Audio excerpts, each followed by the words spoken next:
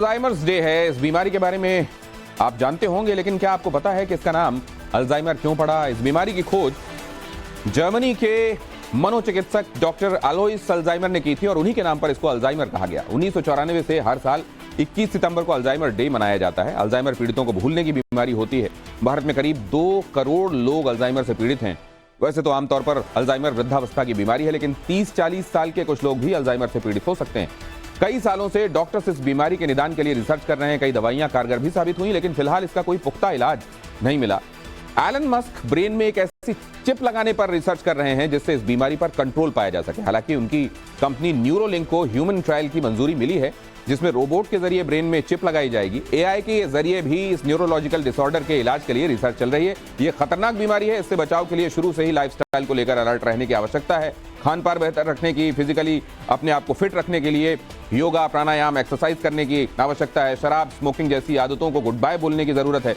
Music सुनने और उन कामों को करने के बारे में कहा जाता है जो मन को भाएं। वो गेम्स खेलने जिनमें मेंटल एक्सरसाइज होती हो, उनको तवज्जो देने की बात की जाती है। और सबसे जरूरी बात यह है कि कम से कम 7 से 8 घंटे की प्रॉपर नींद आनी आवश्यक है। गुड हैबिट्स अपनाकर इस बीमारी से काफी हद तक बचा जा सकता है। अगली अहम खबर, गणपति महोत्सव के दूसरे दिन मुंबई के मशहूर लाल बाग के राजा के पंडाल में अफरा तफरी मच गई। हर कोई लाल बाग के राजा के दर्शन करना चाहता था। ऐसे में भगदड़ जैसी स्थिति के साथ लोग एक दूसरे के साथ धक्का मुक्की करते नजर आए। लोगों ने बैरिकेडिंग भी तोड़ दी। इस बीच बाहर निकलने की जल्दबाजी में कई लोग नीचे भी गिर गए। कड़ी मशक्कत के बाद जिन्हें भीड़ से बाहर निकाला गया। इस दौरान कई लोगों की हालत बेहद खराब हो गई। भले ही व्यवस्था बनाए रखने के लिए पुलिस और वॉलंटियर्स मौजूद थे, लेकिन ज्यादा भीड़ हो जाने के चलते अफरा तफरी का माहौल दिखाई दिया।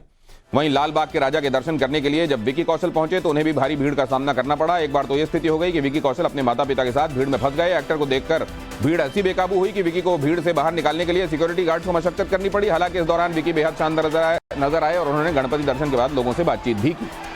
अव्यवस्थाओं के बीच ही सही, शाहरुख खान ने भी लाल बाग के राजा के दरबार में हाजिरी लगाई। उनके साथ छोटे बेटे अबराम भी नजर आए।